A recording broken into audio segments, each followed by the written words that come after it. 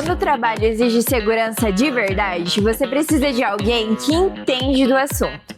E esse alguém é a TR. Nós oferecemos tudo para a sua proteção, do mais básico ao mais técnico. Produtos de qualidade, com certificação, atendimento rápido e especializado, entrega rápida e estoque recheado de equipamentos. Aqui, a sua segurança é a nossa maior prioridade. Acesse o nosso site trpis.com.br ou entre em contato com a gente pelo WhatsApp 43 3374 3374.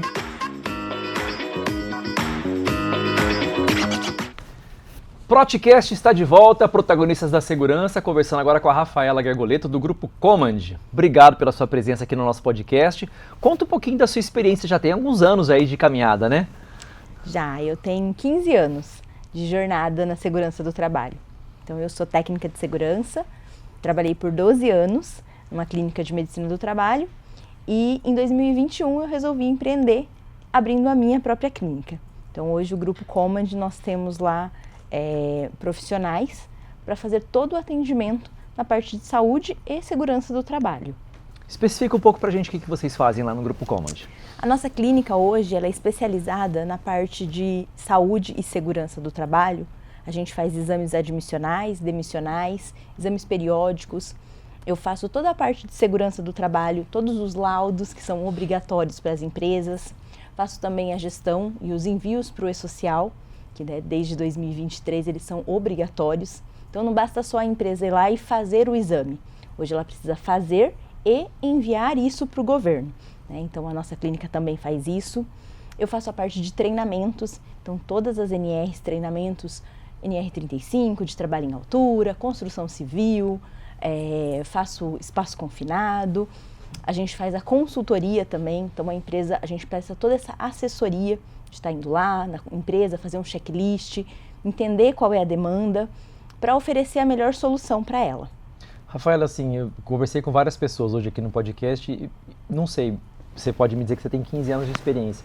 Eu vi uma paixão tão grande na profissão, que assim, algo que me saltou aos olhos, que eu não vi uma outra profissão que tenha tantas pessoas apaixonadas pelo que eles fazem, como vocês, assim, me surpreendeu demais.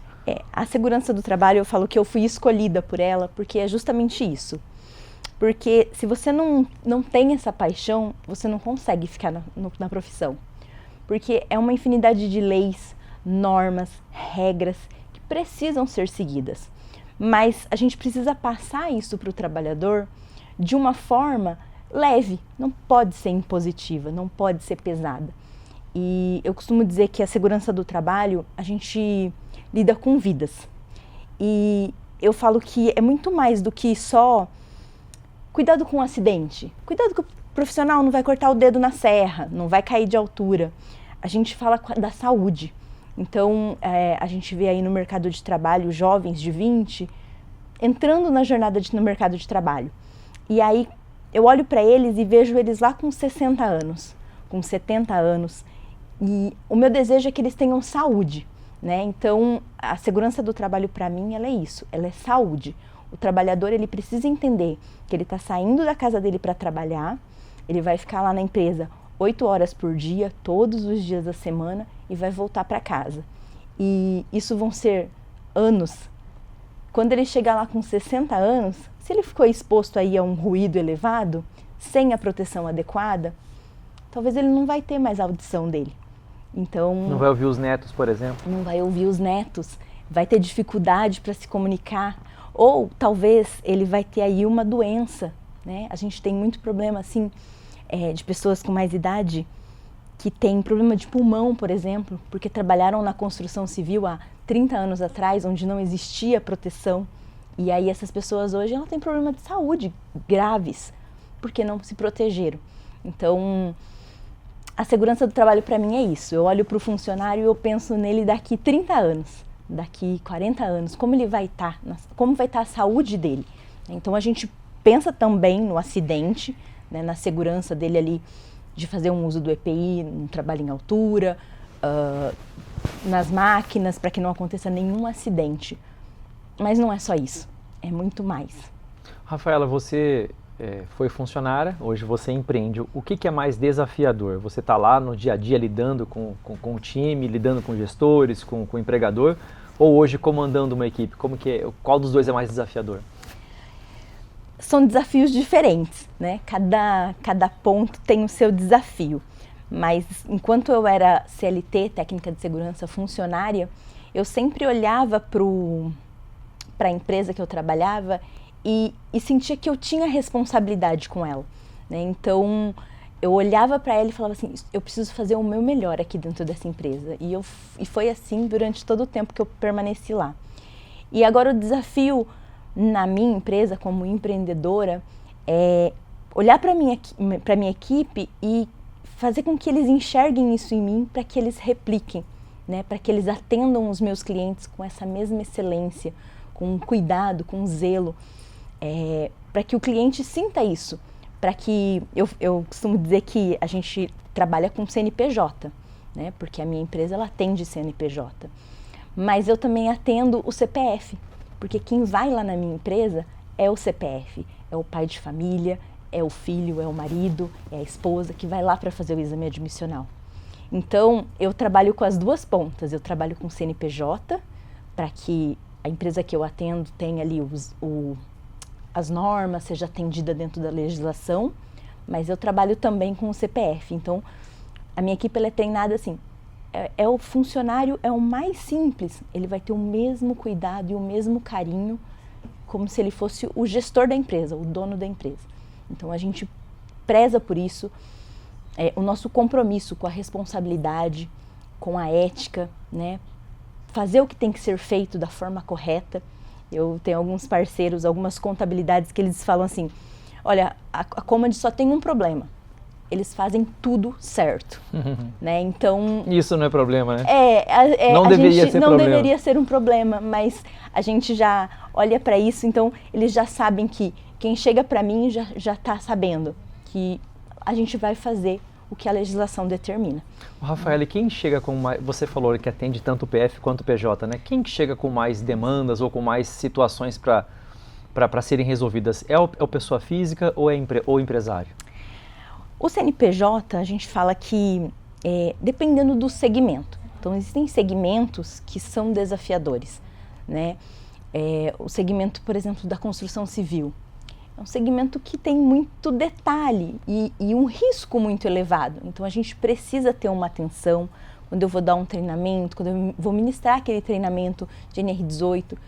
Eu preciso que aquele trabalhador que chegou lá para fazer o treinamento, que ele saia de lá, depois das horas de treinamento, e ele entenda o que ele precisa fazer lá na obra, né?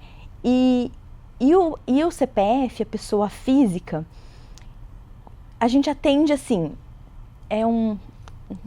a gente está tendo muito trabalhador rural, então são muitas fazendas, e é pessoa física, e a gente tem que atender também. Então, eu falo que na segurança do trabalho tudo é desafio, não existe assim, isso aqui é tranquilo, não, porque por isso que a gente analisa cada situação de forma individual. Eu não coloco a empresa dentro de uma caixinha. Vai ser sempre assim, tudo assim. Não. Lá, cada empresa, mesmo que do mesmo segmento, é uma mecânica, por exemplo, um auto center, ela vai ter o tratamento individualizado. Lá a gente não nicha por segmento, é assim e pronto. Não. Cada mecânica, cada empresa, cada CNPJ vai ter um tratamento individualizado e personalizado para a sua necessidade. Rafael, nesse tempo de caminhada que você tem, quais são os exemplos, sejam eles bons ou ruins, que você gostaria de compartilhar, que servem de aprendizado? Olha, isso aqui foi bom, tem que replicar. Olha, isso aqui foi ruim, a gente tem que evitar. Quais são esses exemplos? Eu tenho exemplos muito bons de empresas onde eles levam a segurança do trabalho muito a sério. E a gente sente isso já na primeira visita, né? Quando a gente olha para a empresa e a empresa busca uma dedicação, busca que a gente entregue a excelência para ela e ela fala, Rafaela, pode fazer, a gente está aqui para atender as demandas. Então isso para nós é muito gratificante, porque a gente sabe que com aquela empresa a gente vai ter um leque de possibilidades. E com isso a gente consegue reduzir o acidente de trabalho. E com isso a gente consegue diminuir os afastamentos, os atestados, porque é uma cultura, né? A cultura da segurança do trabalho. Quando a gente entra na empresa e ela já tem isso, a gente só aprimora, a gente só melhora. E aí os exemplos ruins são aqueles, né? A gente não precisa, é só papel, é tudo isso mesmo. Só gastar dinheiro. É só tudo isso de horas de treinamento, não tem necessidade. Eu já fiz isso um monte de vezes, né? Então, isso tem em todos os lugares. E aí a gente tenta contornar, né? Para que a pessoa entenda que é importante, que ela precisa estar ali. É muito mais do que só cumprir uma formalidade do que a ANR determina. A gente...